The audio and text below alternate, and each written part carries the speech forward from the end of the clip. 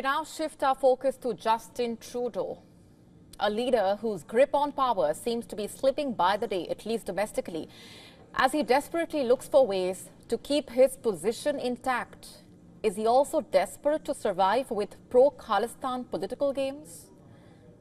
This is what his position is looking like domestically. According to reports, Justin Trudeau is facing a steep decline in popularity both within his party and among Canadians, so much so that his political survival is at stake. Let's get to the numbers. A poll conducted by Angus Reid, a Canadian not-for-profit organization, reportedly shows that Trudeau's disapproval rating has jumped from 39% last year to 65% now. Simultaneously, his approval rating has dropped from 51% in 2023 to 30% this year. In fact, as per reports, Trudeau's government has failed to address major issues such as high inflation, unaffordable housing, and unemployment across Canada. That is reportedly resulting in Canadians being unhappy with Trudeau and his government. In fact, reports say at least 20 Liberal Party MPs have signed a document calling for his resignation, fearing that under his leadership, the party could face an electoral wipeout. An electoral wipeout. According to a Bloomberg report, up to 40 MPs are rumored to be contemplating a leadership challenge. That's not even all. Reportedly, in the recent by-election results in Montreal and Toronto, traditionally Liberal strongholds, the party suffered heavy defeats. According to an Ipsos poll, only 26% of Canadians believe Trudeau is the best candidate for Prime Minister. But you see, Trudeau is not just dealing with domestic challenges. Trudeau's government is alleging that Indian diplomats were involved in the deaths of Khalistan separatist Hardeep Singh Nijjar, a Canadian citizen who was one of the most wanted terrorists in India. Which brings us back to our core question. Is Trudeau desperately trying to survive with pro-Khalistan political games? You see, Nijjar's deaths in Surrey, British Columbia last year became a flashpoint in the relationship between Canada and India. And now Trudeau's decision to publicly accuse Indian diplomats of having a hand in the death of Nijjar has not only worsened diplomatic relations but also raised questions about his intention. India has vehemently denied the allegations. The Ministry of External Affairs called Trudeau's accusations preposterous and ascribes them to the political agenda of the Trudeau government that is centered around vote bank politics.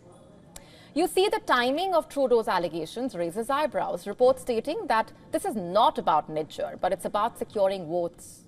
Canada is home to a sizable Sikh population, reportedly over 770,000, making it the fourth largest ethnic community in the country. Some segments of this community reportedly support the Khalistan movement.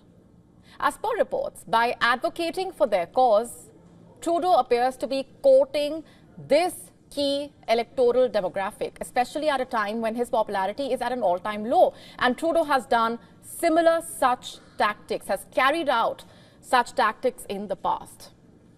And experts have said that his government's reluctance to crack down on pro-Khalistan activities in Canada only adds to the perception that Trudeau is more interested in securing votes than in maintaining a balanced foreign policy.